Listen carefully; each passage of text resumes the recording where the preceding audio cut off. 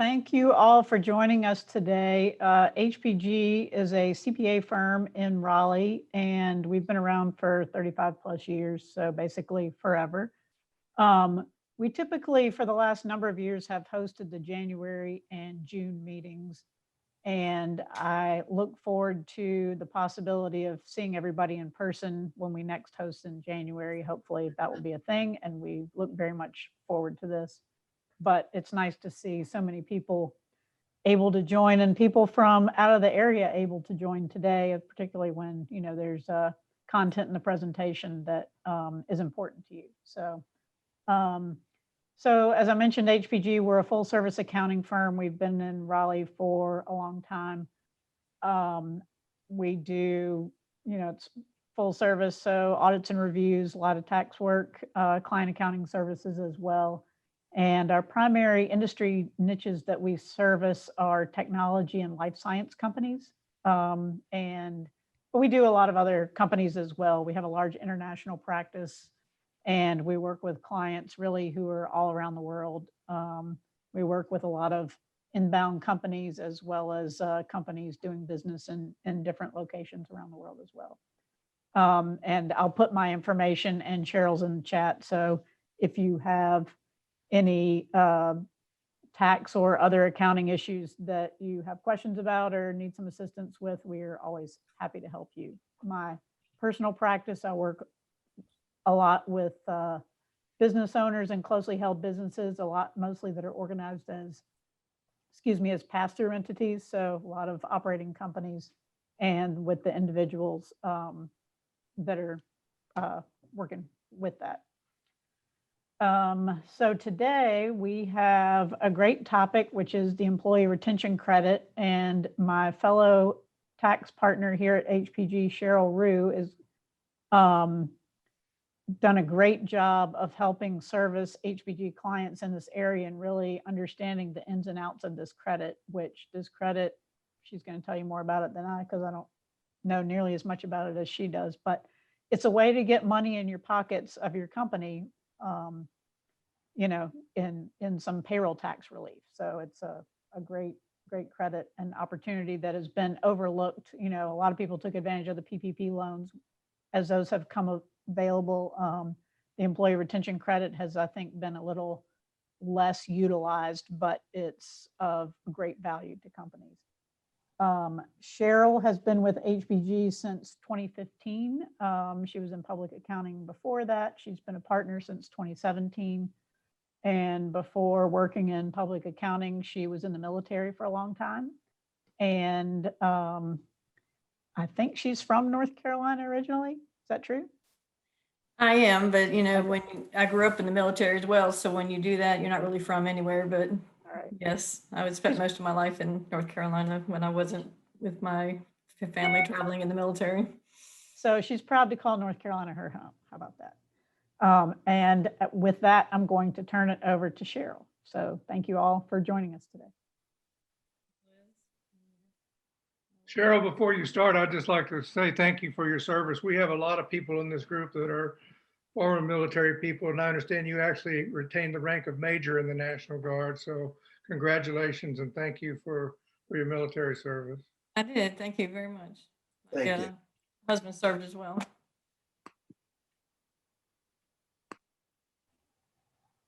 So I'm assuming everyone can see my screen. If you see me looking like a ping pong or a tennis match, my presentation's over here and everybody else is over here. So first of all, just good afternoon, and thank you for having me today to speak about the employee retention credit.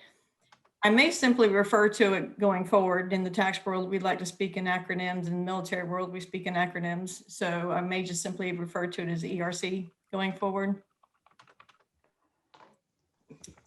So this is me. Like Liz, I specialize in working with closely held businesses and their owners who tend to need a little more guidance in advising, especially in these last couple of years that we've had with all the COVID relief measures, and trying to navigate that as well as managing their own businesses through these times.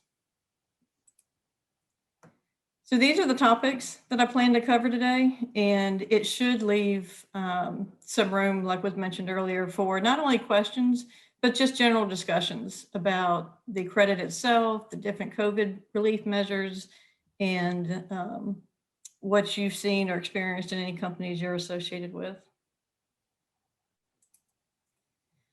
So the Employee Retention Credit came into existence with many other provisions of the CARES Act in March of 2020. It provides a 50% refundable tax credit on a maximum of $10,000 of wages per employee, or basically $5,000.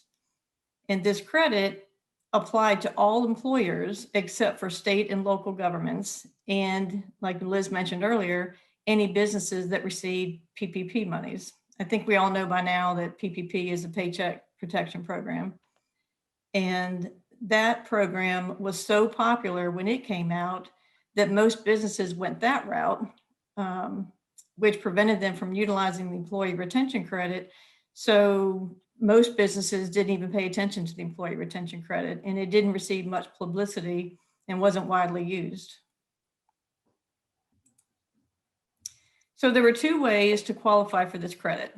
One was to have business operations either fully or partially suspended due to a government order related to COVID, or to experience at least a 50% reduction in gross receipts for any quarter in 2020 as compared to the same quarter in 2019.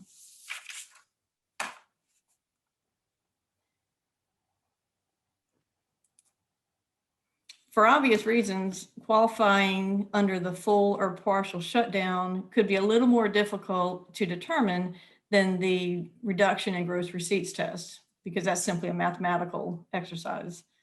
The full or partial shutdown covers the expected closures that we all saw a year ago related to restaurants and retail, or any businesses, their manufacturing businesses, whose hours of operation might have been limited due to the mandate of additional cleaning that was required. So they couldn't operate as long as they normally do because of the mandatory cleaning.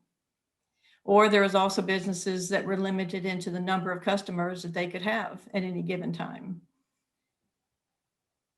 However, this full or partial shutdown also is far-reaching to include businesses whose operations may not have been directly affected by a government order, but they may have been indirectly impacted in not being able to get supplies from a vendor that was impacted by a shutdown. So the IRS has provided several frequently asked questions that address many scenarios that will be helpful in determining how this test might apply to a business if they don't happen to qualify under the 50% reduction in gross receipts test.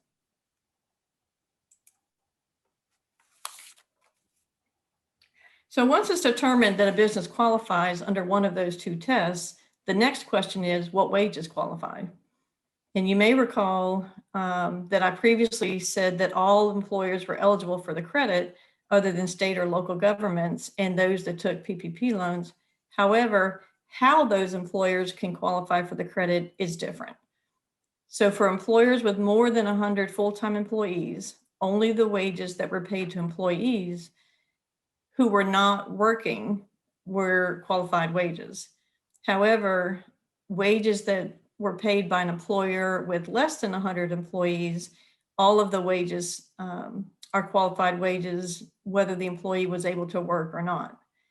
And the time period are wages paid between March 12, 2020 and December 31st, 2020.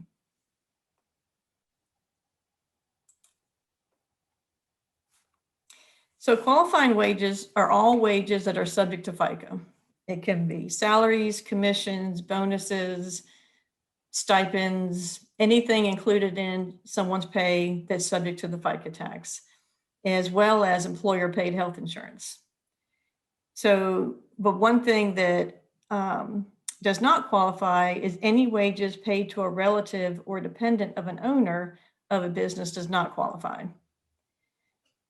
So one of the big areas of controversy right now in this area is whether the wages of owners that are married qualify. There are those that believe that the owner's wages do qualify as they aren't specifically listed in the definition of relative that's published by the IRS. And there are those that believe that because they are related, the wages do not qualify. So the AICPA has requested guidance from the IRS, and at this point, none has been provided. And you may recall that this credit came into existence March of 2020. And here we are, June of 2021, and that question hasn't been answered.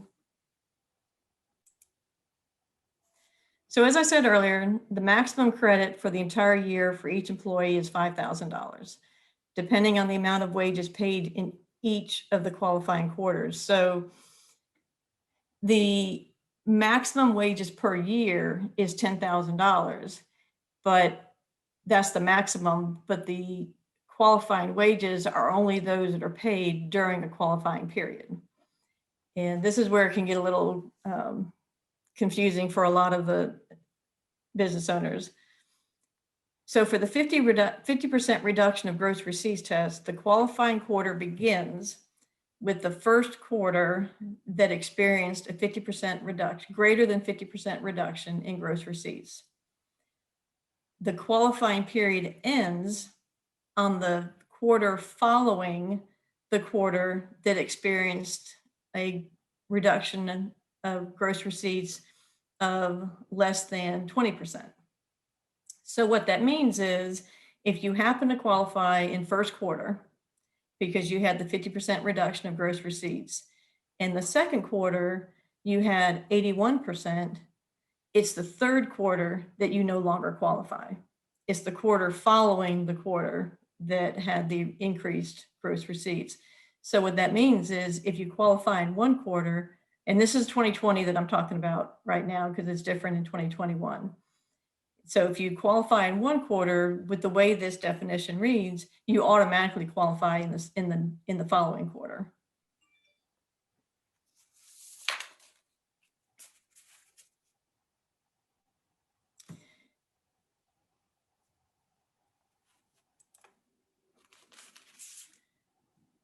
So that, like I said, that's the 2020 employee retention credit. So that, what I just went over was an overview of the original employee retention credit that came about with the CARES Act and was applicable to the 2020 wages.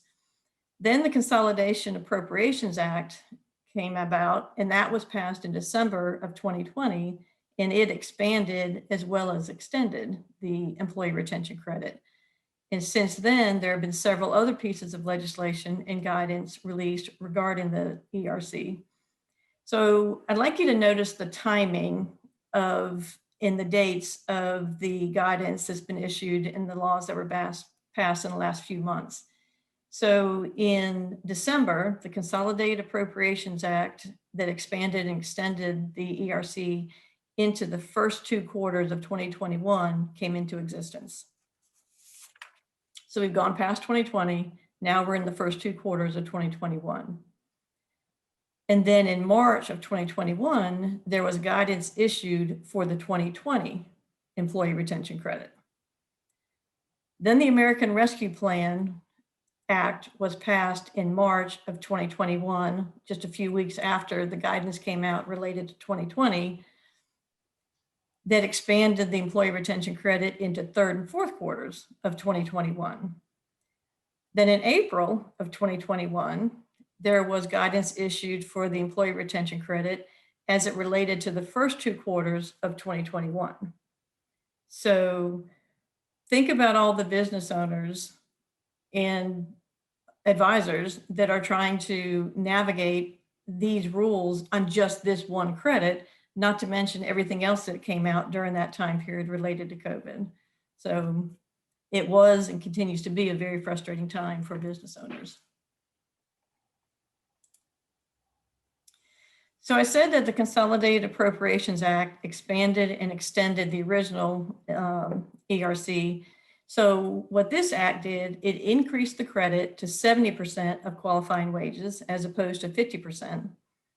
And the maximum wages available for the credit is still $10,000, but now it's $10,000 per quarter, not annually for the entire year of 2020.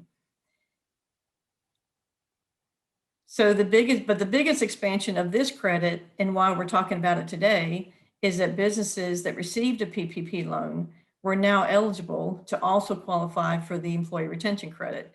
And this eligibility is retroactive back to 2020. So all those business owners that didn't take advantage of it, didn't pay attention to it in 2020 because they received a PPP loan, now it's a whole new topic for them to learn and understand and see if they qualify. So as I said, the Consolidated Appropriations Act extended the ERC into the first 2 quarters of 2021, and then the American Rescue Plan Act of 2021 extended this credit into 3rd and 4th quarters of 2021. So there were some other enhancements to the credit as well, such as state and local governments, really meaning colleges and universities, as well as healthcare facilities, were now eligible for the 2021 credit when they weren't eligible for the 2020 credit. And also businesses that were not in existence in 2019 could also qualify for the 2021 credit, but for the 50% reduction, or for the gross receipts reduction test, they would compare a 2021 quarter with a 2020 quarter as opposed to a 2019 quarter.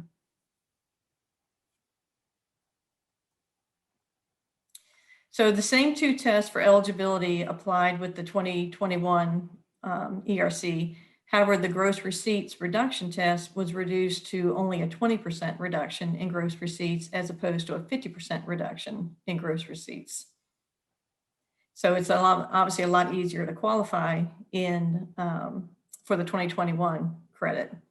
But the gross receipts reduction still compares a 2021 quarter with a 2019 quarter, not a 2020 quarter, unless you're one of those businesses that wasn't in existence in 2019.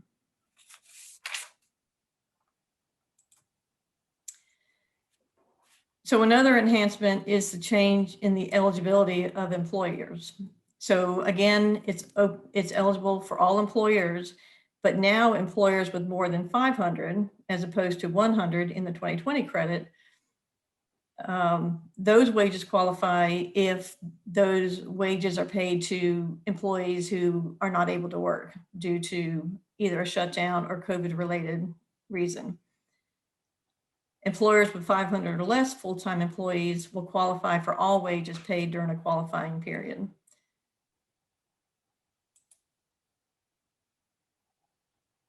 I think I've already mentioned these points previously, but the credit is now per quarter as opposed to a maximum wages per year, which is a huge benefit of employers qualifying for the enhanced 2021 employee retention credit.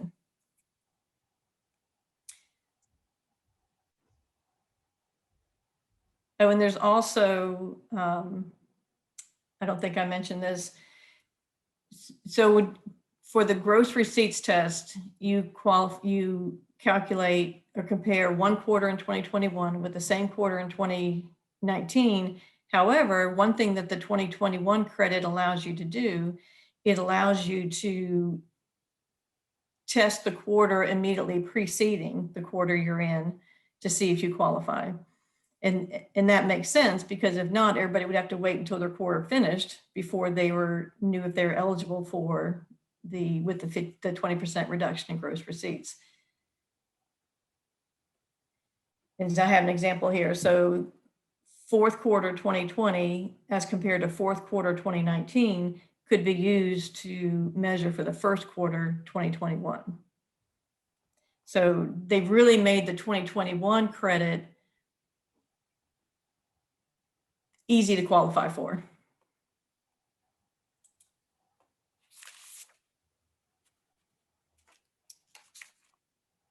So remember that one of the big enhancements of the 2021 employee retention credit is that the businesses that received a PPP loan are now eligible for the ERC. And this is great, except that businesses now have to navigate the rules of the PPP versus the rules of the ERC. And I won't go completely into the Paycheck Protection Program, but in order to receive forgiveness of the PPP loan, at least 60% of the PPP loan monies must be spent on qualifying wages. And the PPP forgiveness period can be anywhere between 8 and 24 weeks. So this can create a conflict of wages that may qualify for the ERC to whether they should be used for the PPP forgiveness or the employee retention credit. So before a PPP forgiveness application is submitted, there should be careful consideration given to the allocation of the wages for the PPP forgiveness versus the employee retention credit. And to make sure that you're maximizing the qualifying wages in the qualifying periods to be able to satisfy both. And the same interplay exists with wages that may have qualified for the FMLA credit, work opportunity tax credit, or any other payroll tax credit that was about. So basically, obviously, there's no double dipping. You can't use the same wages for ERC, PPP, or any other payroll-related credit. So once the employer is determined to qualify for the 2021 employee retention credit and the qualifying wages have been determined, there are several options to utilize the credit and how to apply for it. So the first is simply not pay the employer portion of the Social Security tax with the regularly scheduled federal tax deposits that are made after the payroll periods. This could be dangerous if the credit isn't determined appropriately, or if it's determined later that the quarter isn't a qualifying quarter and the employer hasn't made their appropriate federal tax deposits. The second option is to request an advance payment of the credit.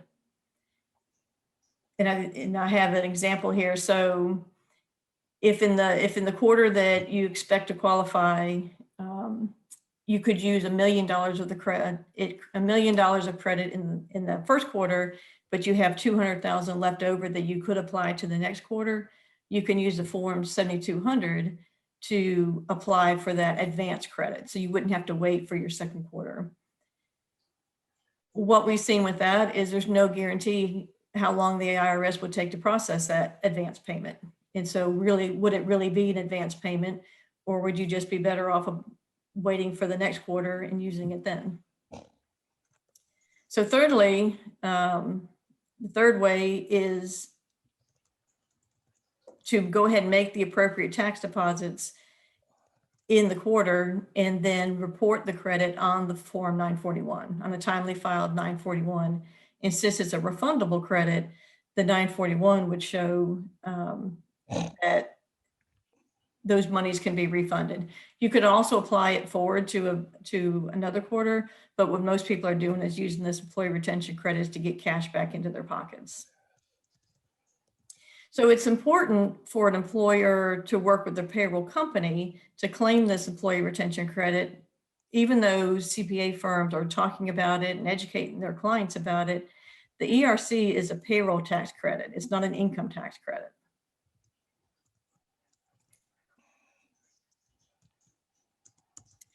So to claim the credit for any qualifying 2020 wages, the only route at this point is to file an amended 941 because all the 2020 941s have already been filed. And again, there's no time frame as to how long it'll take the IRS to process these amended 941s because unfortunately, they have to be filed by paper and they can't be electronically filed. And I'm sure we've all heard about the backlog of the IRS with paper returns and then processing any sort of paper returns or responses to notices, things like that. So as I said just a minute ago, that the employee retention credit is a payroll tax credit and not an income tax credit. However, the ERC does impact the employer's income tax return. So just like with some other credits, the amount of the ERC, employee retention credit, that a company is able to take advantage of that amount of credit will reduce the deductible wages that they can report on their tax return. So the companies that were applying the employee retention credit back to 2020 now have the situation where they could possibly have to amend their 2020 tax return or delay the filing of it until the employee retention credit amount is determined. So I mentioned one area of controversy as related to the wages that qualify related to related parties. Another large area of controversy related to the employee retention credit is the timing of the non-deductibility of those expenses.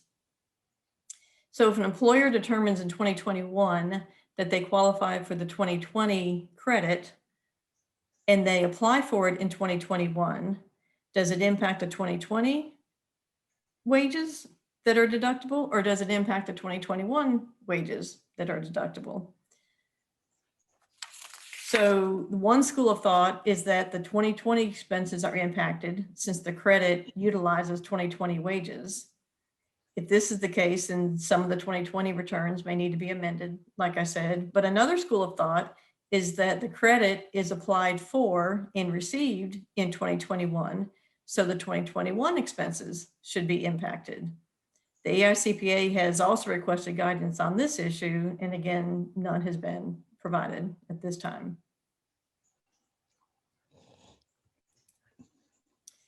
So this was just a very broad overview of the 2020 and enhanced 2021 employee retention credit. And as you can imagine, there's many nuances related to this credit.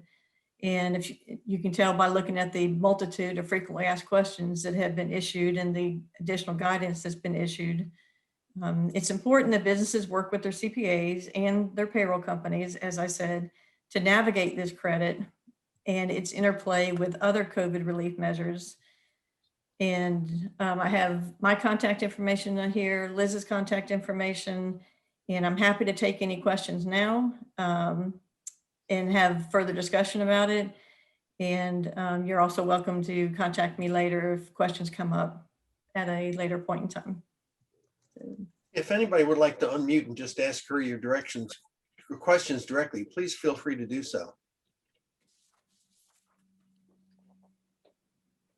The one question that came up was, is the ERC eligible for nonprofits, Cheryl? Yes, it is.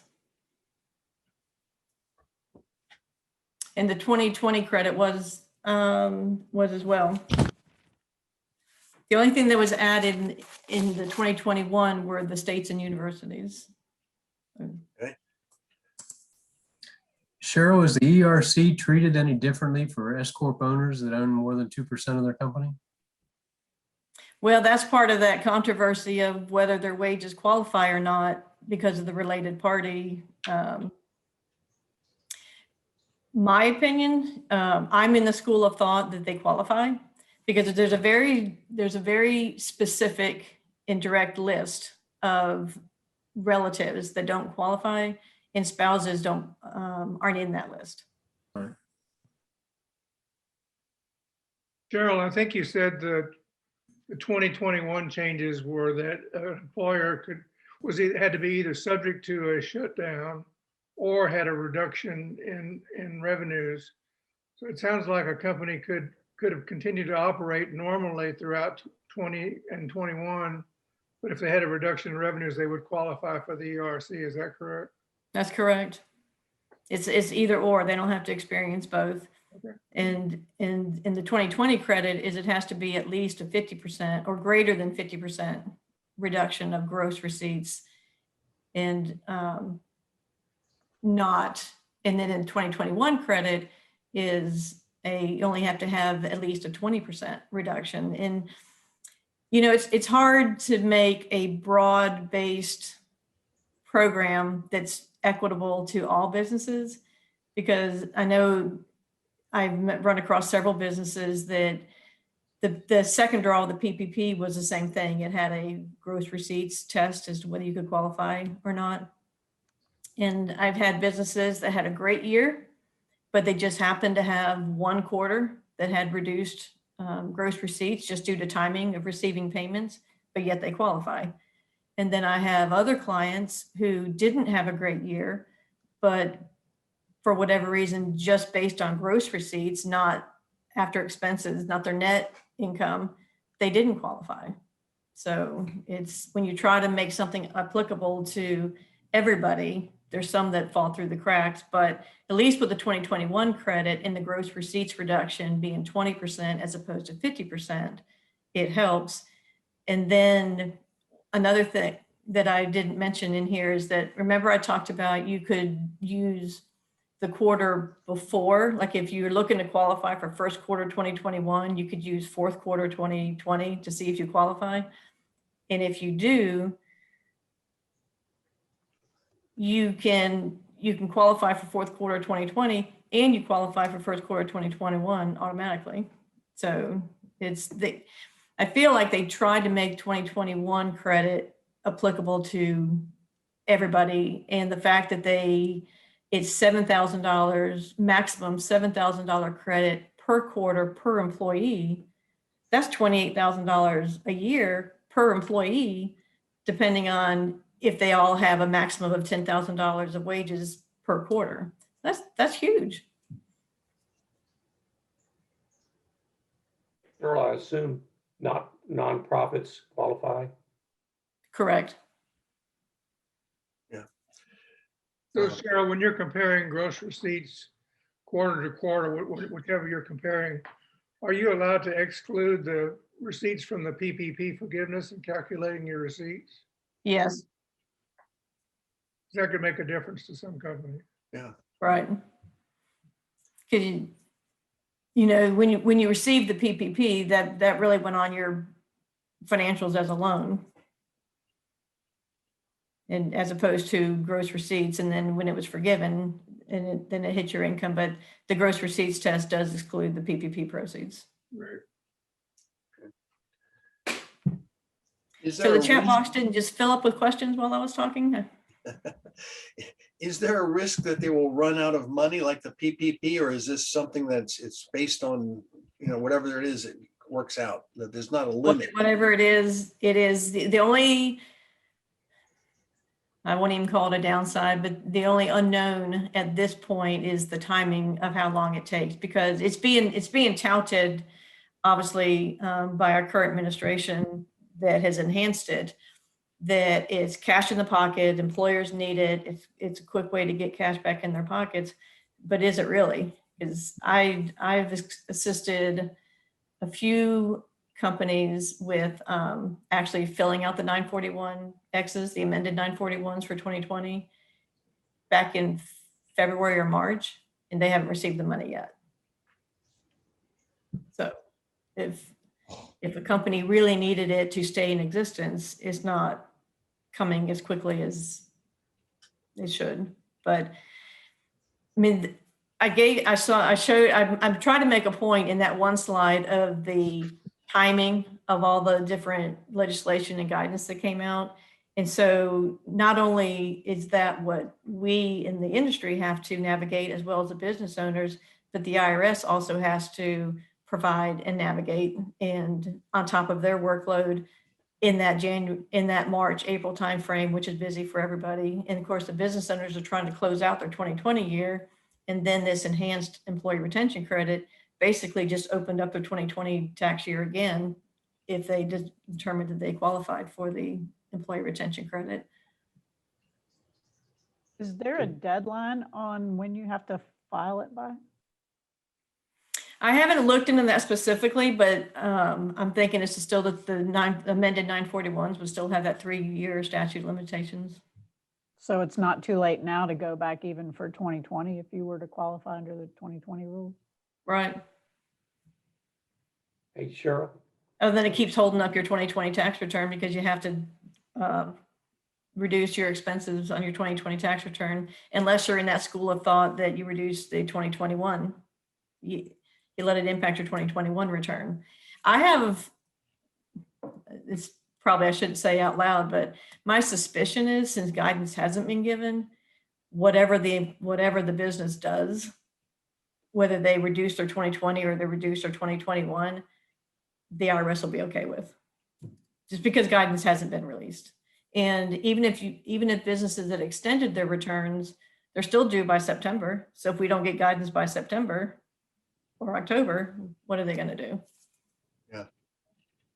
Hey Cheryl, I'm originally from Texas. Can you explain to me what some of the payback dynamics are on this program?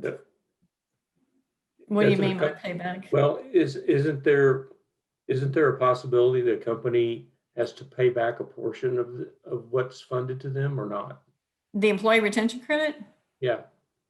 No, because so with the PPP, if you get a PPP loan and you don't spend it how you're supposed to spend it, you may have to pay that back. With Okay.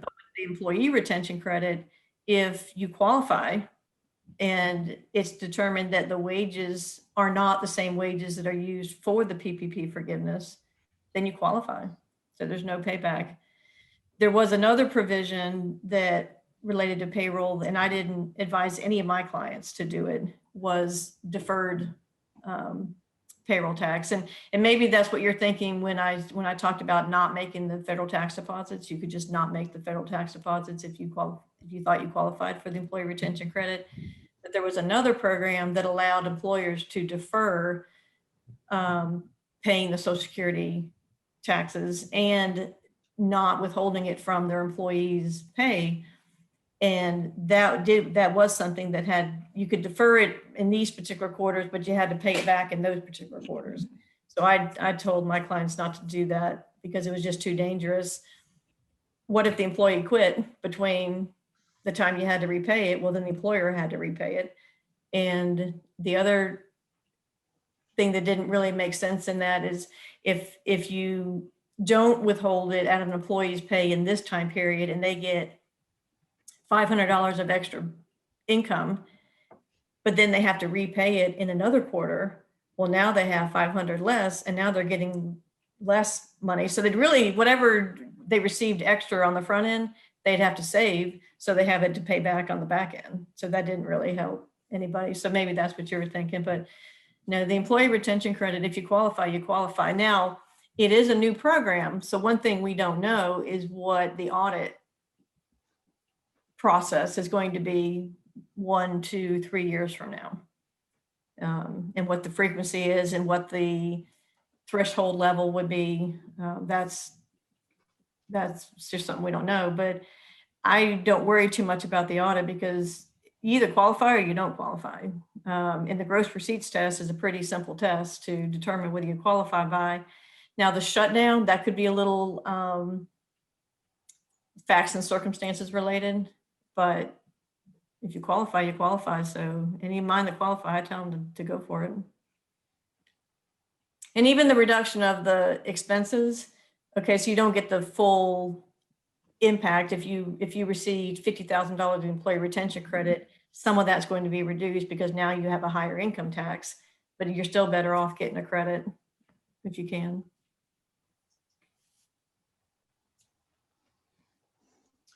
Cheryl, if I may ask you to go back and sort of revisit or repeat the one area that you were talking about, make sure I understood it. You were talking about not paying the money with a 941 if you figured you had the credit coming. Are you saying then that, let's say a company has 10 employees that qualify $10,000, that's $70,000 for that quarter, 70% of that 10 employees, 100,000, 70% of that 70,000.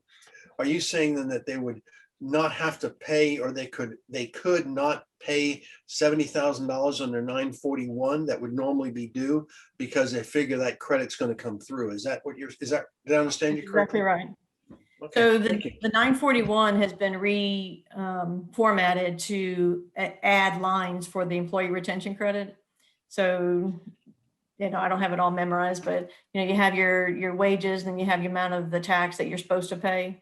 And then you'll have the amount of tax that you did pay, and then you'll have the employee retention credit, and it should net to zero, or it should net to a refund, because more than likely your employee retention credit is going to be higher than, because it's only the Social Security tax. So even if you did not submit your Social Security tax with your other tax deposits, because you still have to deposit the federal withholding and you still have to deposit the Medicare. And so if you only withhold the Social Security piece, you're still going to end up with a credit in excess of the tax liability. So you'd end up getting it refunded to you. But the difference is on a timely filed 941, they can be electronically filed. So the hope is that the refund would happen quicker than the amended 941s from 2020. I don't know. I don't have any of my clients that have actually done it in 2021 yet, because this is all coming out in the early parts of 2021, and they're doing their payroll reports as the laws are coming out. And so I think maybe third and fourth quarters, they could do it proactively instead of having to do amended 941s. But I think the first couple of quarters are probably still going to have to be done by amended 941s, just because people won't have it figured out by then.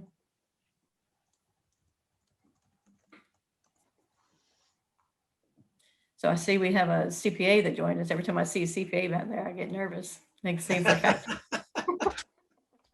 You needn't be nervous. Tax is not my specialty. And in fact, I never worked in public accounting. I've always been in industry. I got my CPA the hard way. So you're the Perfect. expert, not me. Perfect.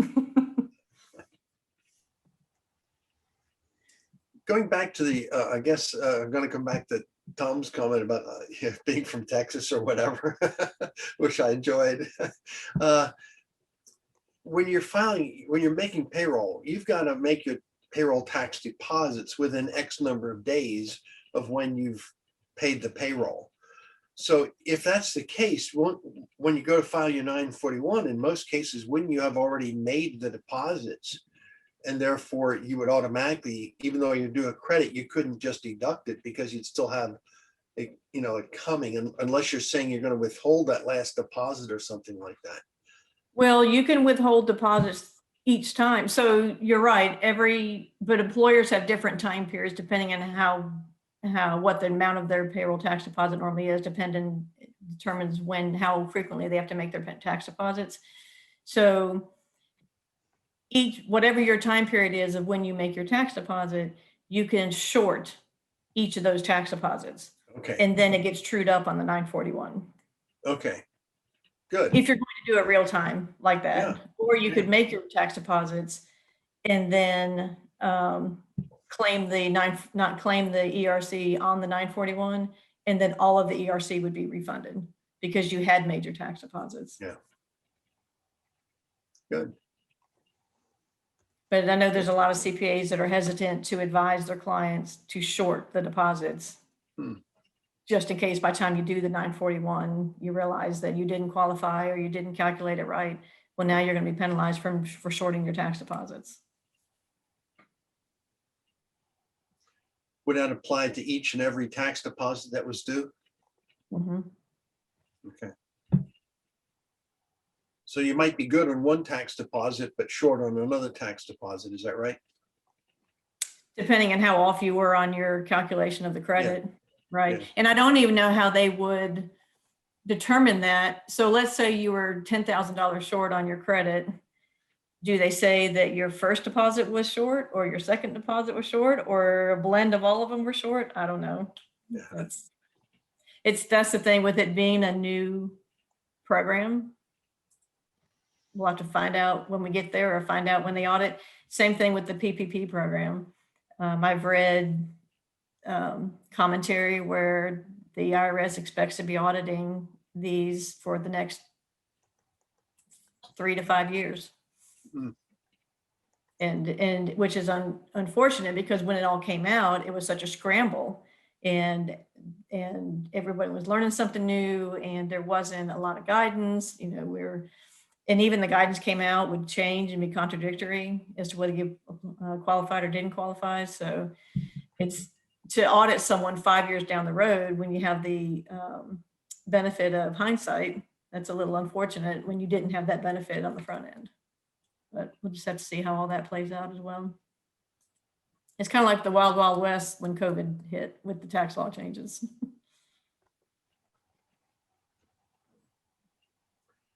Just a comment here for those people still on the call. If you go to your, I know a number of people have inquired and whatnot regarding contact information. Most of you probably know it, but just as a reminder, if you go to your, open up your chat box and hit those little three dots to the right of it, you can save your chat box, and that way you have everything in it that you need for follow-up comments and communication with the people that you might want to ask questions of. So is anyone working currently with a company that is looking into qualifying for this or not? You are, Roger? Yes, we've determined that we qualify for it for a single quarter, which is the fourth quarter of 2020. And Well, that means you automatically qualify for fourth quarter 2020? yes, That means you automatically qualify for first quarter 2021. okay, that's a good point. And the PPP loan first round that we had gotten for this client, the period that we used for forgiveness ended at the end of third quarter. So we don't Okay. have that overlap. So that's good. Yep. Really, it's just a question of the mechanics of getting the money. That's part of what I was hoping to get here, because again, tax is not really my background. And to complicate it even more, the client was using QuickBooks Payroll Core at the time. Since then, we have implemented a PEO arrangement with Insperity, and QuickBooks won't help us, Insperity won't help us. So I've got to do it. And I'm like, what the hell? I need to listen to Cheryl. I've seen that situation a lot. So it looks to me like I need to file an amended 941 referencing those, as you correctly point out, 2 periods. And just Well, wait. but you do two, so you do a 941X for fourth quarter 2020, then you do a 941X for first quarter 2021. Correct. Yes. So I'm in the throes of doing that now to figure it out. And there's only 6 employees, and all of them have compensation in excess of the limit. So there's a lot of moving parts in the calculation, but it could be substantial money back. 50% in the case of fourth quarter and 70% in the case of the first quarter, I guess. Yes. So you'll be able to figure it out. There's really good instructions out there, and there's if you just Google search it, and there's a worksheet 1. If you work your way through worksheet 1, it'll tell you what your credit is and where to put it on the 941X. And then it's just a matter of when you get it sent in, how long is it going to take to get it processed? Yeah, I've seen worksheet 1 and kind of started on it, and I've read through all 208 pages of that N21, whatever the notice, updated IRS fact essentially was. Yeah. So I had a lot of fun with that. Because especially because it is relatively easy, especially if everyone's at their max of 10,000. Mm-hmm. You know, if you have some that are $5,292, or that's when it gets more complicated. But if you have 6 employees and 10,000 is max, then it's $60,000 times 50% or times 70%. I mean, it's pretty straightforward. Yeah, so that's what I'm working through. And also, I said QuickBooks was doing the payroll, but they weren't filing the tax returns. Another CPA in California that was previously involved with the company was doing them. So I've requested the 941s from those periods from him. So I have that as part of the support. And that CPA doesn't work with the company anymore, because I'd make him do it. Well, yeah, he still does, but not payroll related. Yeah, it's really I mean, I don't know if he did the payroll reports initially. Yeah, well, he was doing the payroll tax filings, as well as, in this case, it's a LLC taxed as an S corp. So he was doing the K1s for the owner/employees, and so he's still going to continue doing that. But they brought me on board to be the internal finance resource, more like a controller, really. And I'll be honest with you, I've seen a lot of pushback in the poor clients in the middle, because the payroll companies are inundated with these requests, and they've been telling clients that it's a 4 to 6 week process before they can even get it to their tax department. Mm-hmm. And then it's another 4 to 6 weeks process after it gets to their tax department. And then the CPAs, firms don't really want to do it because we don't do payroll Right. and don't want to take responsibility for a payroll report that we didn't have anything to do with preparing in the first place. So the poor clients in the middle getting pushback from the payroll company and getting pushback from their CPA. So I bet if you reached out to that CPA, he wouldn't be real on board with wanting to do it. Yeah, But- basically the way it's going to work out is I'll do this work, and before I send it in, I'm going to send it to him and say, give this a look over and look for any obvious stupid mistake I may have made. Since you're closer to this sort of work than I am, you may see something I missed. But no, that should work. yeah, But I've actually had to get on the phone call with a client and Paychecks because Paychecks just wouldn't either a lot of the large payroll companies, they have a payroll specialist that just kind of takes the numbers that the firm provides, but they don't really know payroll. And I could tell by the communication back and forth that they just weren't getting the message. And so we asked for a manager, and I got on the phone with the client and finally got it elevated to where the Paychecks would help my client with their well, yeah, filling out the amended 941s. I've converted this client into a nice fixed fee retainer monthly arrangement. So I got to deliver what they want. I have no choice. But that is unfortunate that, the payroll company that was doing it, now there's a PEO. And so obviously what incentive does the payroll company have to do it for them plus of course they're going to charge them for it. Yep. But I've heard that there's a several like 4 to 6 week delay in payroll companies, even getting these to their tax department to prepare. All I right. Well, need I'm glad we got a chance to to run, but I want to thank Cheryl for joining the call today and providing great information. I really appreciate it. Cheryl, you carving out the time to prepare and present to everybody today. You're welcome. I didn't know what time the meeting was supposed to end. I was just going to keep talking as long as everybody else was talking.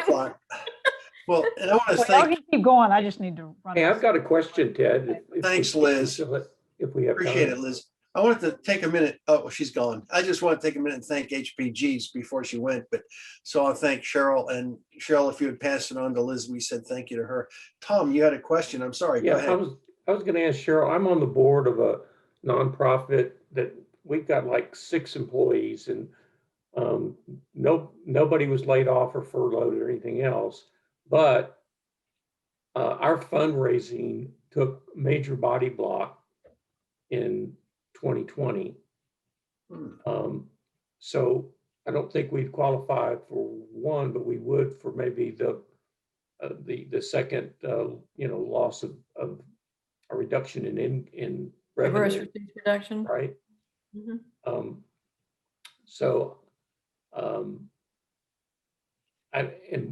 I know that we took out a PPP loan, but there's no reason why we shouldn't look into the ERC, right?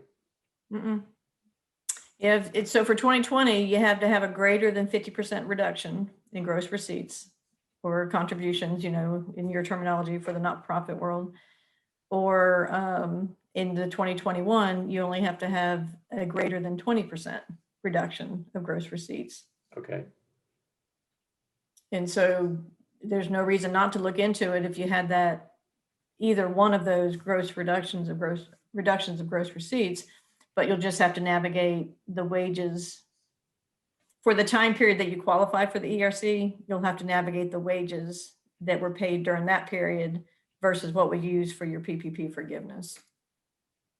Gotcha. Okay. And same thing in 2021, because now people have gotten a second draw of the PPP. So they have to navigate that as well in 2021.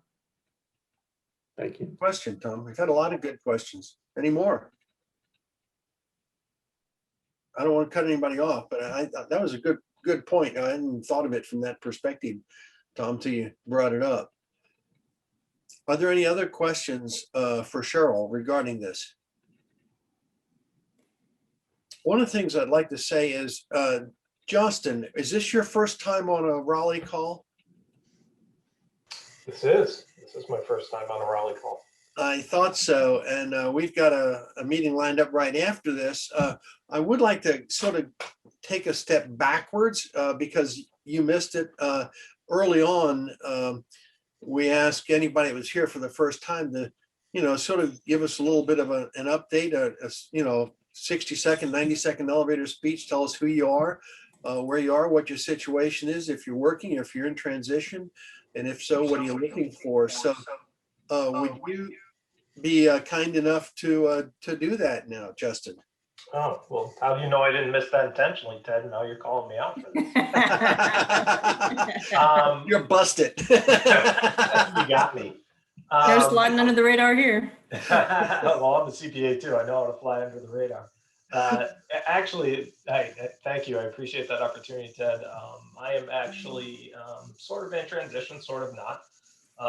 I'm from the Boston area. I work for a company based out of North Billerica, which, if anyone knows, Boston area is about 45 minutes north of there. We're in the construction industry. We're an electrical specialty contractor. About 600 people operating in all 6 New England states. We have looked to branch out down south, but that's not why I'm here. Why I'm here is I'm in seek of better weather. I've been in the Northeast my entire life, and I'm hoping to live somewhere where the weather's a little more temperate. I moved a family of 6 down here, 4 kids, my wife and I have, and we're down in the South Charlotte area now. So I guess I I am transitioning eventually. Ownership has been good enough to sort of let me work remotely. We're in a remote hybrid model anyway. So I am looking to land, make roots down here, start networking. That's why I attended this Raleigh meeting, but also the subject matter is of great interest to me as well. So once I saw that pop up, I couldn't pass on that. And Cheryl, thank you very much. You did a great job with it. Thank you. I'm glad it was a good topic. Thanks, everybody. If there are any other questions, we'll entertain them right now. If not, we've got about 4 minutes. So I'm going to just say, I want to thank everybody again for coming up. Tom, thank you for joining us. Jack, thank you for your help. Liz, you're not here, but thank you as well. And I'll take John, it. thank you. Yes. John, thank you for your support. Justin, if you would stay on for just a moment at the end, if you have a moment, we'll sort of follow up and work some details out, because I don't think I got your link for our call. Okay. Okay, I'll stay on. Is there anything else from anyone? If Great job, not, Ted. Great job. thank you very much. I apologize for Thanks. being late. I got the time wrong. I thought it started at 1:30. Oh, no problem. Oh, you missed the best part then. No, I'm just well, kidding. It's Roger, recorded. It's recorded. yeah, it's recording. Oh, that's right. Yeah, it's recording right now. So you can get the recording and it'll be sent out probably in a day. Somebody asked that. Usually the next day it comes out. So thank you, everybody. And everybody have a happy 4th of July, since that's the next thing coming up. Wow. That'll be